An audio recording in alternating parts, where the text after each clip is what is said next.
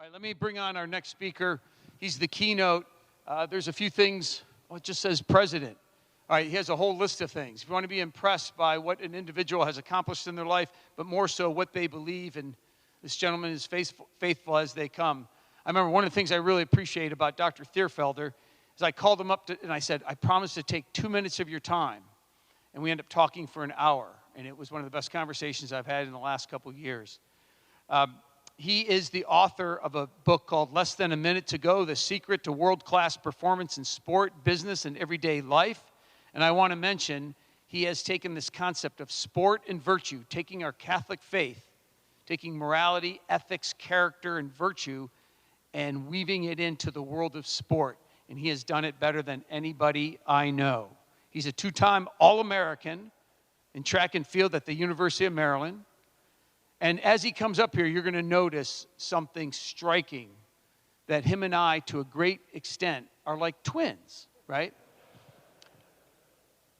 Other than the fact he's about a foot taller, he has a great head of hair. He was a two-time All-American at a Division I school. I played baseball at Division II. But other than that, we're like twins. I want to bring on, please give a warm yet manly welcome to Dr. Bill Thierfelder.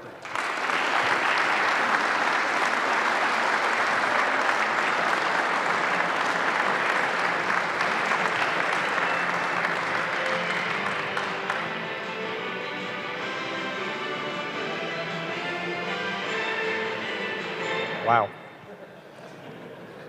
Sounds like ESPN or something.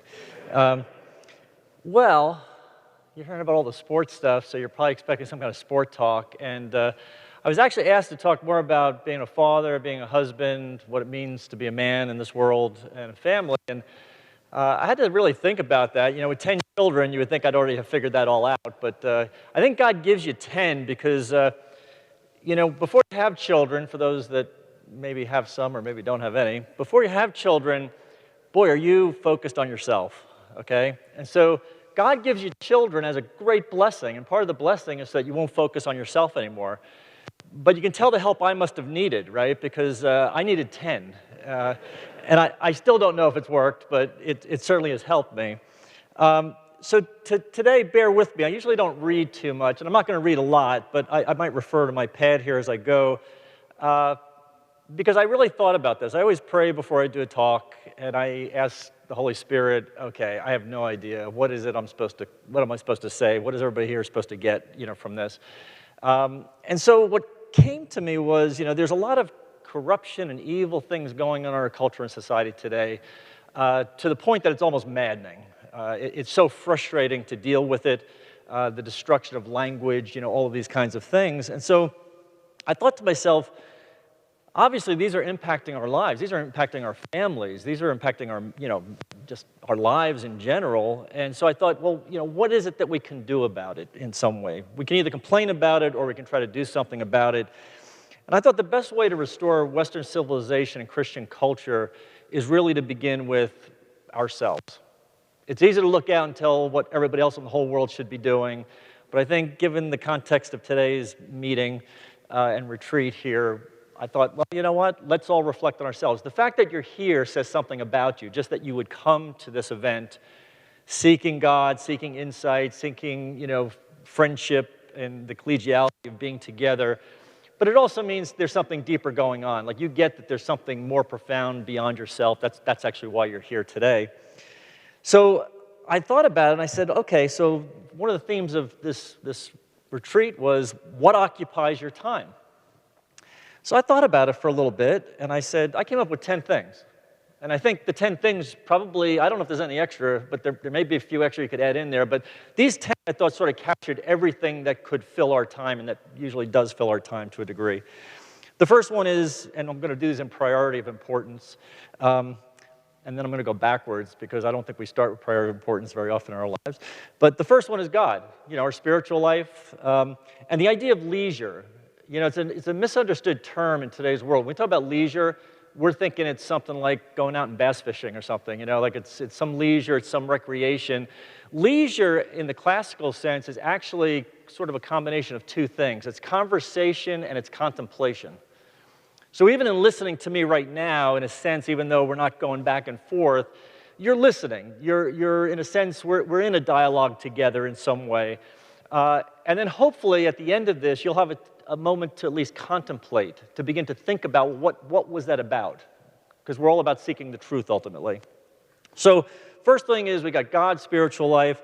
The second is we have our marriage. We have our spouses, for those that are married. The third, we have our children, if you have children. The fourth, extended family.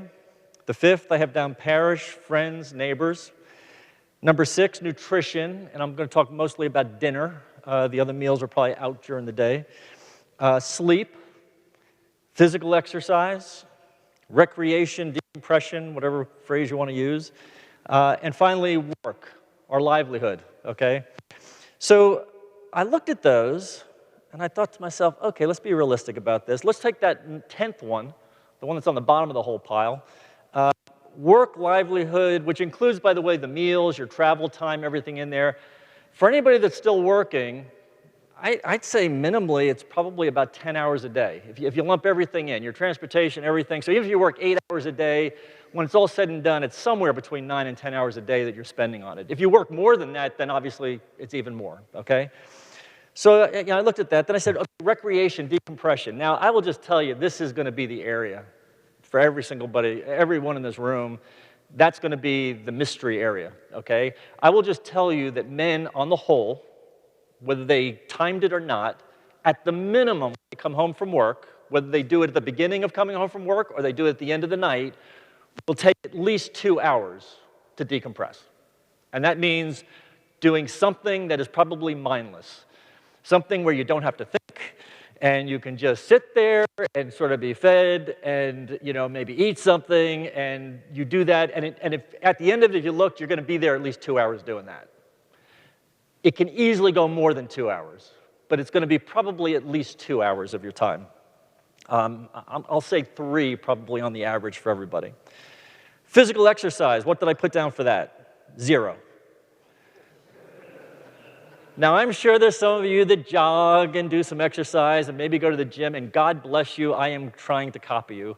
But I will say on the average, it's one of those ones that we know would be a good thing to do, but I just don't seem to have the time to go do it, right? And here's the important thing about physical exercise, and I'm talking to myself. Every single thing I'm saying out loud right now, I am trying to listen to, okay? That physical exercise isn't out of vanity. It's not so that you're going to look better and people are going to say, wow, that guy's slapped together. He looks really good, right? The reason for exercising is so you can continue to do what you've been called to do by God. That you maintain your body in such a way that you can continue to sacrifice and love people. That's why you would do it. Now, if you have a physical job, you may be taking care of that while you're at work, and God bless you, that's a bonus. You never thought of it as a bonus, but if you're doing physical labor, you're at least getting to physically do something. But for many people, if you're in an office or you're sitting down all day, you're not doing anything. And, I competed, and, the analogy I would give you is that I've been going to the bank for probably about 35 years making withdrawals, and I'm not making any deposits. So whatever physical ability I had, I've been just using that up over time.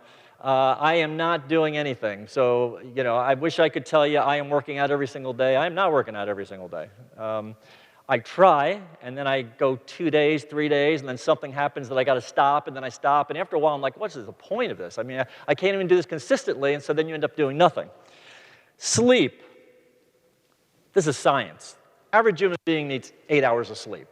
There may be a few of you in here at this point in life that might tell me, I can't sleep 8 hours. I maybe can sleep 6 hours, or 6 hours is plenty for me. Or maybe you're Benjamin Franklin, you only need 2 hours a night. I don't know. I mean, that would be a great thing, right, if you only needed 2 hours of sleep. But most of us need 8 hours of sleep.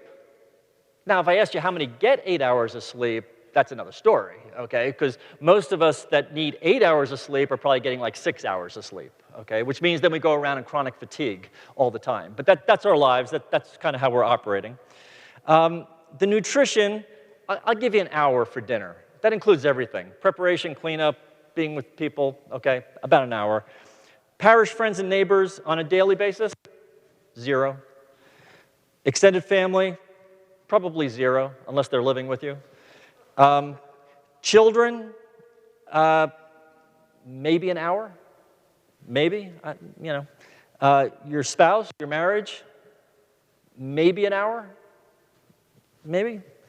God, your spiritual life, I have down 0 right now.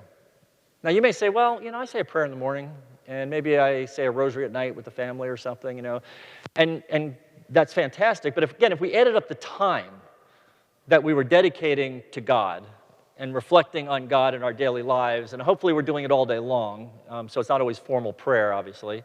But I'm challenging us, how much time are we actually really spending reflecting on the most important thing in our entire life? And again, I'm just going with logic here. I mean, if you tell me God exists, if you're in this building right now and in this church, you've already told me, I've watched you all at adoration, you're telling me I believe in God. If you say you believe in God, there's a whole line of logic that goes with believing in God. If you said to me, I don't believe in God, we could have another discussion. But if you say you believe in God, there's a logic that goes with that. And yet, how often are we almost in conflict with what we say we believe? We say, yes, God exists, most important thing. Nothing else would happen. I wouldn't be anything if it wasn't for God. And yet, how much time are we dedicating to our relationship with God in our lives? We've got to ask ourselves. So then I went back and looked at this, and I kind of edited it up. And I looked at the top section, which was the work and livelihood, recreation, decompression, physical exercise, and sleep, and I got 21 hours. And then I went down below that line, I said, okay, things related to relationships, and I'm including the dinner in that, okay? That's dinner, that's the parish friends and neighbors, extended family, children, spouse, and God, and I got 3 hours. So that's 12.5%.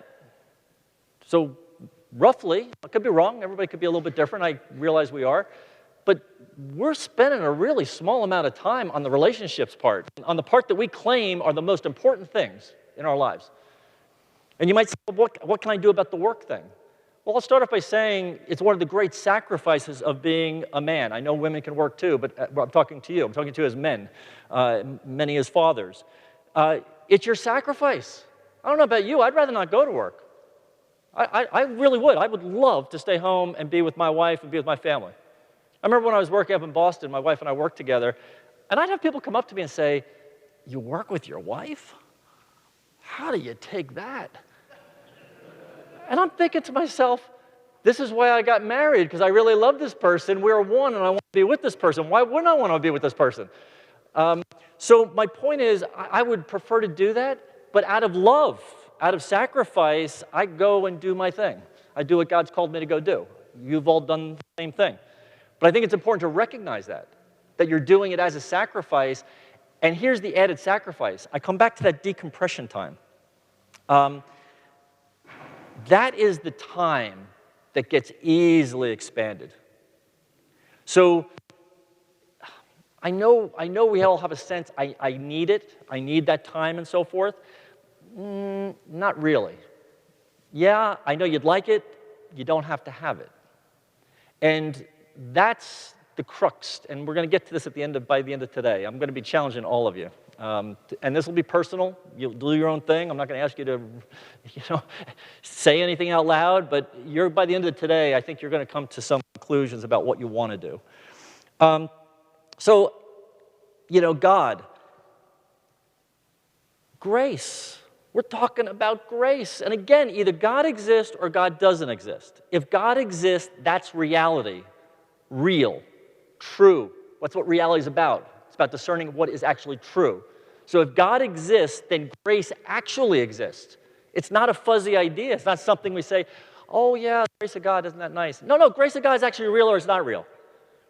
And I would tell you the grace of God is like Niagara Falls. Because people say to me, oh, if only God would give me the grace to do that. Are you kidding me? It's like Niagara Falls. It's billions of tons of grace pouring down, and we stand under with an umbrella saying, why am I not getting wet? Put down the umbrella and you will be soaked. You don't have to ask for grace. It's raining down on you. And what is the umbrella, by the way? It's all the distractions that we put in our lives. It's all the things that keep us from the grace that's there.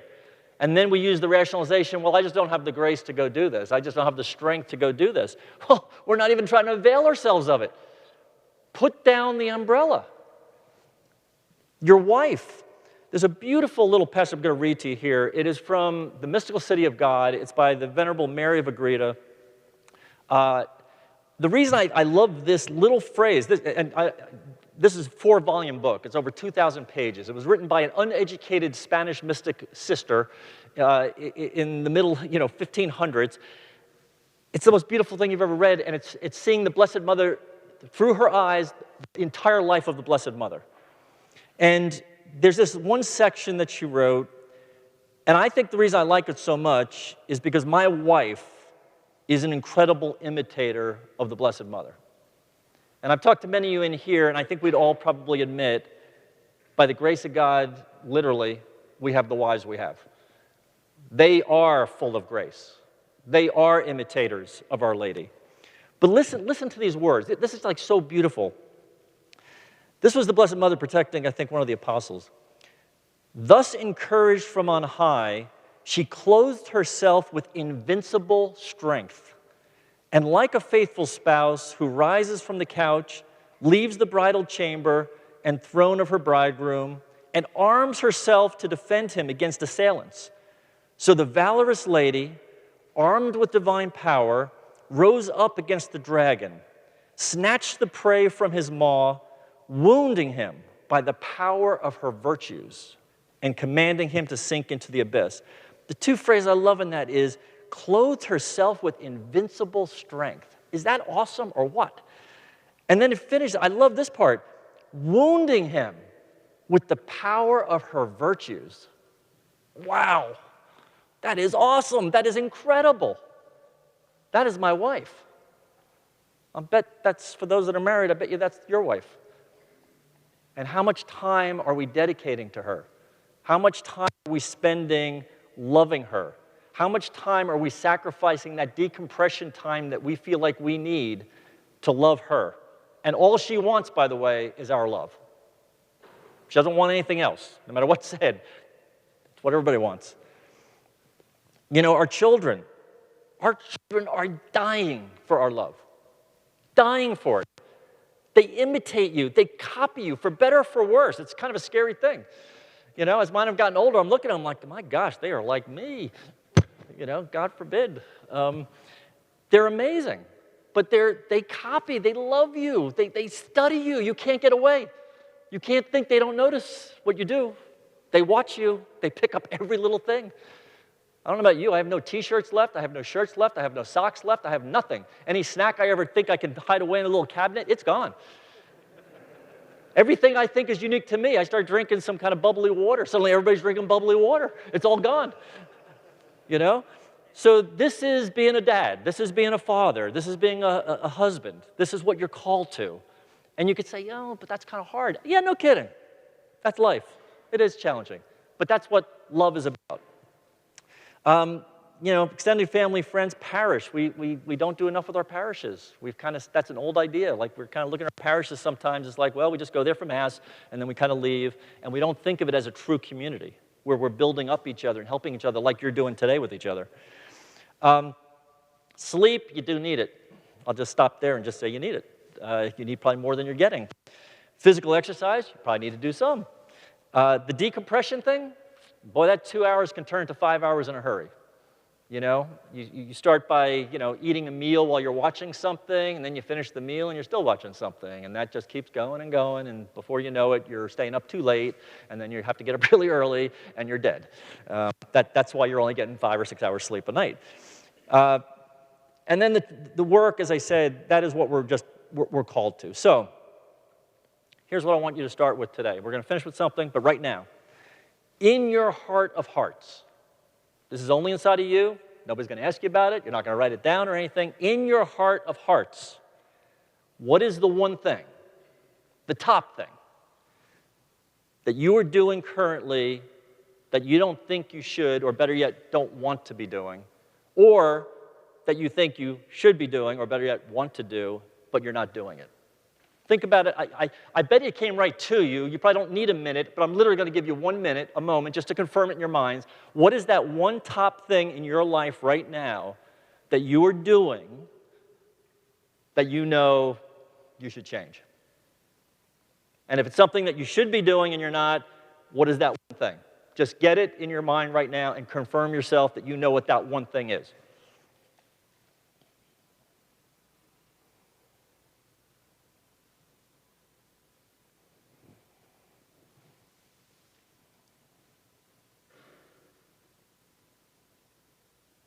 So, here's the big question. Why don't you change it? You know what it is? With a show of your hands, how many of you could change it? Raise your hand if you could change it. I think it's just about everybody. Okay, we know what it is, and we could change it, but we haven't changed it yet. And we keep rationalizing why we haven't changed it. So ultimately, I'm telling you, this is a matter of will. There's no shortcuts to it. There's no secrets. There's no easy way out of this. This is like strength training for the soul. If any of you have ever lifted before, you start lifting, you're not strong. You lift, your muscles hypertrophy, they get bigger, they get stronger. That's how you get stronger. That's how you got bigger. Same thing with your will. Your will only gets stronger by using it. You don't use your will, it doesn't get stronger. And it's painful when you first start working out because usually you don't feel like you can do it. You even get sore after doing it. It's sometimes unpleasant to do it. But there's no other way. There's no shortcut to developing your will, to strengthening your will. So this requires sacrifice. And another word for sacrifice is love. Think about it. If you love someone, what are you saying? You are giving something up that you could have kept for yourself. Physically, mentally, or spiritually, you're giving something away that you could have kept. Even if you do it gladly, it's still a sacrifice. You're giving it away, and you didn't have to. And love is what every human being wants most. I'm sure you already know that. It's what everybody wants, no matter what anybody claims. It's what they want. So I've asked people before in large groups, audiences, I'll say, what's the most motivating thing to any human being? And people will say to me, money. And then I'll hear power, I'll hear fame. And people say, those are the big three. Those are the most powerful things to any human being. I'm like, nope, it's love. And of course, they look at me like, oh, love, love talk or something, right? St. Thomas Aquinas talked about money, power, fame, and pleasure, by the way. And what did he say about them? He said, if you don't have first things first, those four things have the potential to become addictions. Because you will never have enough money, you will never have enough fame, enough pleasure, enough power. You'll never have enough.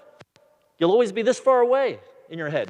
You know why I'm not happy? I didn't get Model 2. If only I had that Model 2, I would be happy. No, you won't.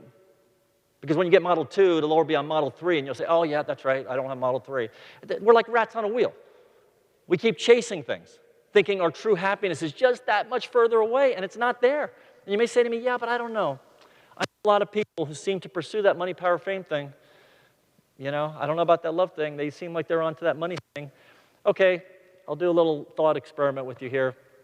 I'll give each of you $1 billion with a B, and I'll make you president. I don't know if you want to be, but I'll make you president, okay? But the only stipulation to get this deal is you've got to go live on a deserted island for the rest of your life.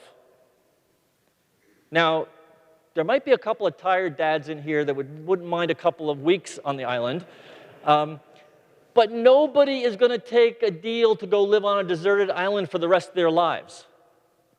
Now think about this. If money, power, and fame were truly the most motivating thing to human beings, we would take the deal. But we don't take the deal because there's something missing on the island. And it's relationships. It's the potential for love. That's what's missing on the island, and we don't want to be without that. So very often we're using money, power, and fame to get the thing we want most, which is this love thing. And that's what we try to do.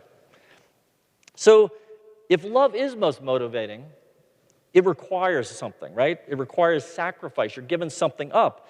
And the question is, can you take it? Because sacrifice implies some kind of discomfort or pain. And I don't know about your human nature, but my human nature doesn't like discomfort and pain. I'd like to flee from discomfort and pain. Who wants that? But that's what love is. That's what sacrifice is. It's kind of like an enigma. The only time you're ever going to be happy in your entire life, guaranteed this, is when you've sacrificed. If you're not sacrificing, you're not happy. You might have momentary pleasurable experience or something. Nothing lasting. It's all fading. So the only way you'll ever be happy, and it's a killer to your human nature, is to sacrifice, is to take on the pain and discomfort. The question is, can we? Can we take it? I want you right now in your minds to think of somebody for me that you love so much, that you would die for them. Get somebody in your mind, somebody you would die for without even thinking about it. Okay, now, I don't know how it happens, but that person you just thought about, they're up here right now on this podium. And this podium suddenly burst into flames. Are you going to come up here and help this person? I'm not feeling really good right now if I'm this person on this podium. Are you going to come up and help this person? Gosh, I'm still a little worried. I mean, this is somebody you say you'd die for?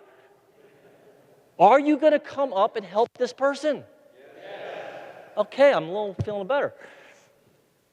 But I'm telling you, when you come up here and you pull them off of here, you're going to burn your wrist right down to the bones. Are you still going to do it? Oh, I like that. Didn't even take a second one. That's good. But here's the point. If this is just some other circumstance and I ask you to take on some kind of pain or discomfort, you're like, well, I don't know.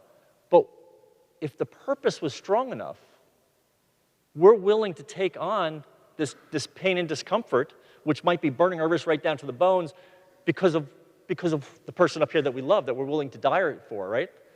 So if we're willing to do this, the question becomes, what is that strong enough purpose in our lives?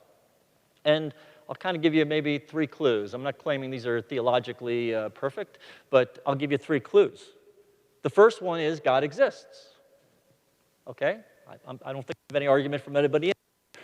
We might have a couple of atheists someplace, somewhere, and that could be a different discussion. But we're all saying, yeah, God exists. So if God exists, that means we have a relationship with God. Whether we do anything about it or not. Sometimes it's interesting to me. People will say, well,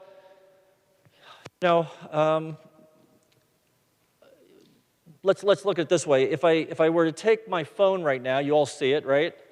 You see it all? Okay? Okay. Does my phone still exist? Yes or no? You're pretty positive? Okay. So whether you're seeing God or not doesn't really matter what you believe. In other words, God either exists or he doesn't exist. It doesn't matter whether you believe it, if God actually exists. So if God exists, that means there must be some relation between us in some way, even if I wasn't doing anything about it. Second clue, I've only been given one thing. And what's that one thing? Because anything can be taken away from you in a heartbeat.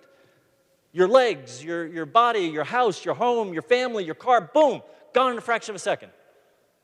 The only thing you're left with is how you're going to deal with it, which is your free will. So now I ask myself, well, why did God give us this free will thing? Like, why would he give us that? Okay?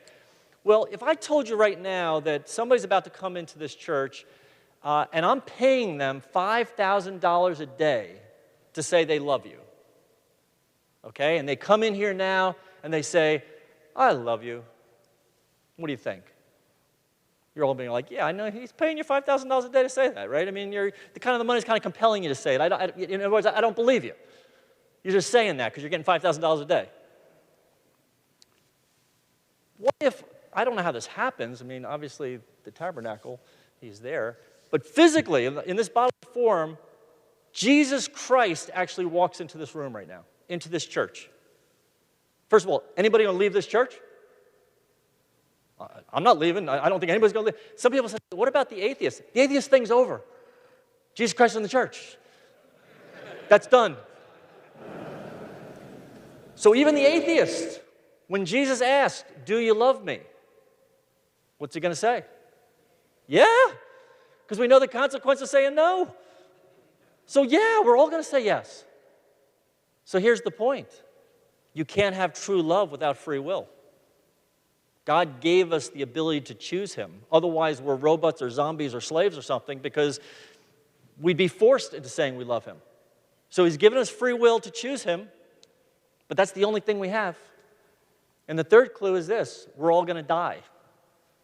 I'm not being morbid, just being realistic. I haven't met anybody else that hasn't died. Everybody dies at some point, whether you have a few minutes of life or you live to 100 and, what's the oldest person right now, 118? You know, whether you live to 118 years old, that's it. That's what you get. So let me do this with you. How long, I'm glad I'm with some people with white hair like me. I've asked this question, by the way, to some grade school, and I'll say to them, how long are you going to live? And I'm hearing 45. And I'm thinking I'm dead, I'm already gone. So, just with a, you can yell out a couple things. How old are you going to live? Give me a number. I heard 90. I heard 97. Do I have anything above 97? I heard 100. Okay, well, we'll stop at 100, okay? Now, I'm going to have you just clap in a moment. I'm going to have you just clap your hand like this when I say go. I want you to show me how fast a second is, okay? Ready? Go. Okay. I now want you to show me half a second when I say go. Go. Okay, I want you to show me 1/10 of a second. Go. Okay. I want you to show me, we'll make it correct, 1/1,000,000th of a second. Go. I didn't even say go yet. Let's make it outrageous. Show me 1/1000,000th of a second. I like that there's somebody even still trying, right? Okay. So, if I asked you right now to imagine the worst pain in the world that you could imagine, sorry to do that to you. Get the worst pain in the world that you can imagine, okay? And it would come and go in 1/1000,000th of a second. Could you take it? Most people are saying, I wouldn't even know I had it. Okay? And I agree with you. But now let's go back to the age thing for a second. You said you might live to 100 years. How long is 100 years in relation to all of time? Eternity, infinity. How long is 100 years? Faster than 1/1000,000th of a second. And you just told me you could take the worst pain in the world for 1/1000,000th of a second. And that's your life.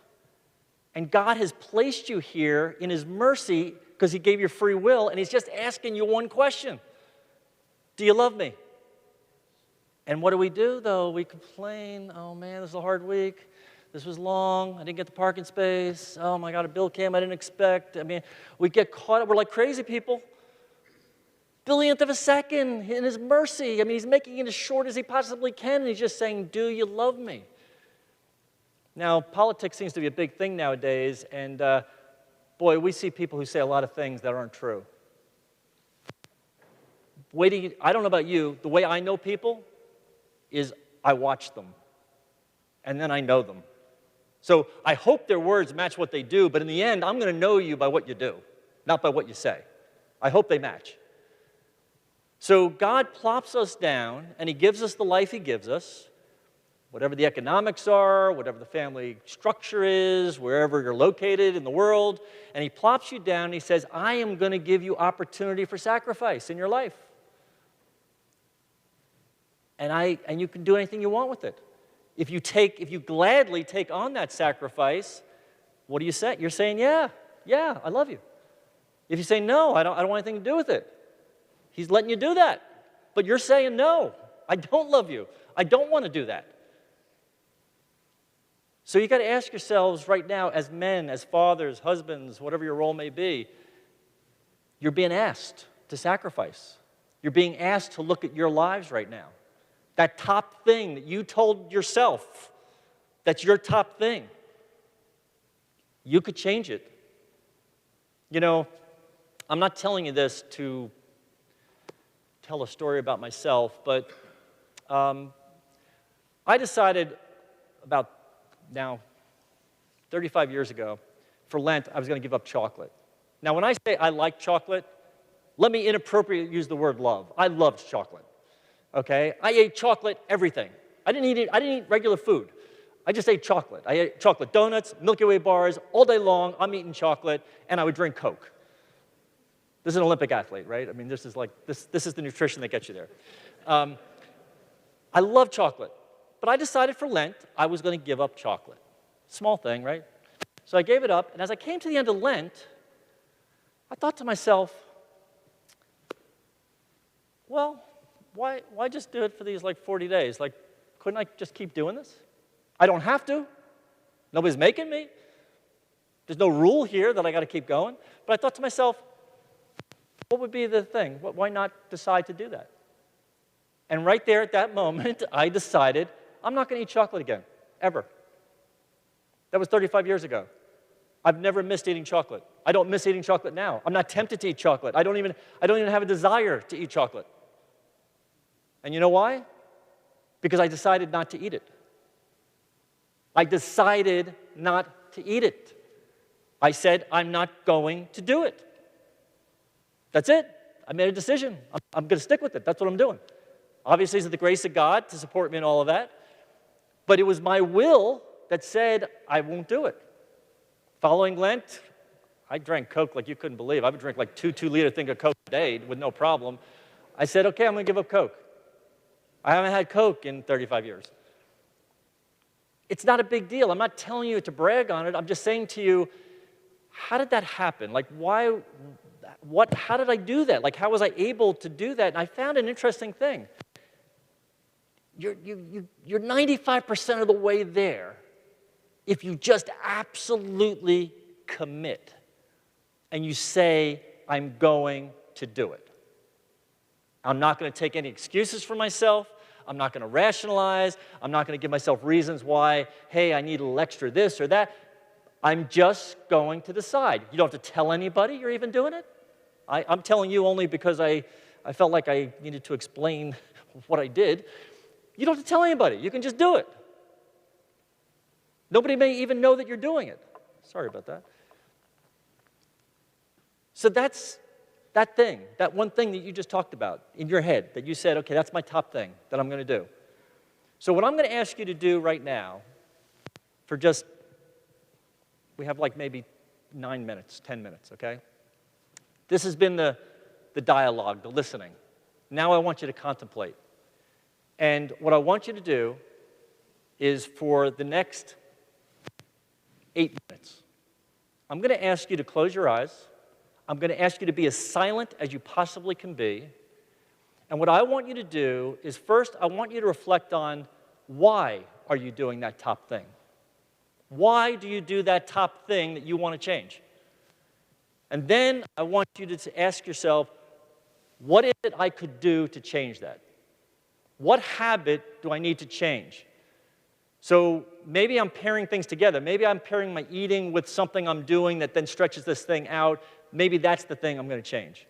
Maybe it's a location. Maybe I need to hide the channel changer from myself so I can't find it. That probably happens anyway to you, right? But you get my idea here. And then at the end of that minutes, this can happen now. This does not have to be beyond this. You can decide this right now in an absolute way. You're going to do it. You don't have to, but you can do it. So you ask yourself why. You ask yourself what you're going to do about it. And then by the end of it, you make a commitment. You decide right now that whatever that top thing is, you are just not going to do it anymore. Or if there's something you've been neglecting, that you are now going to do that thing. So right now, 6 minutes. I'll let you know when it's up. Close your eyes and reflect.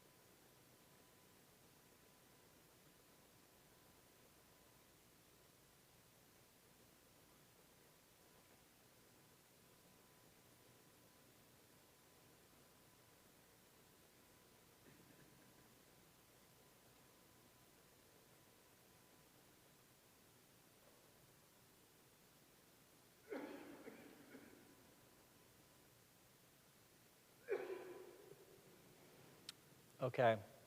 So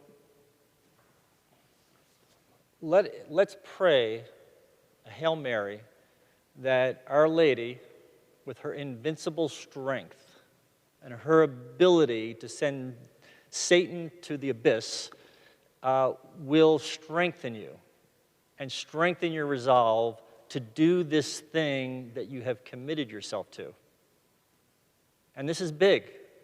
This is real. This isn't coming to listen to a talk. This is like you coming and changing something in your life right now, today.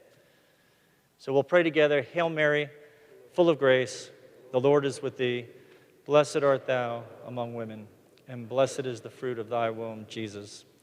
Holy Mary, Mother of God, pray for us sinners, now and at the hour of our death. Amen. God bless you all. Bless you, amen.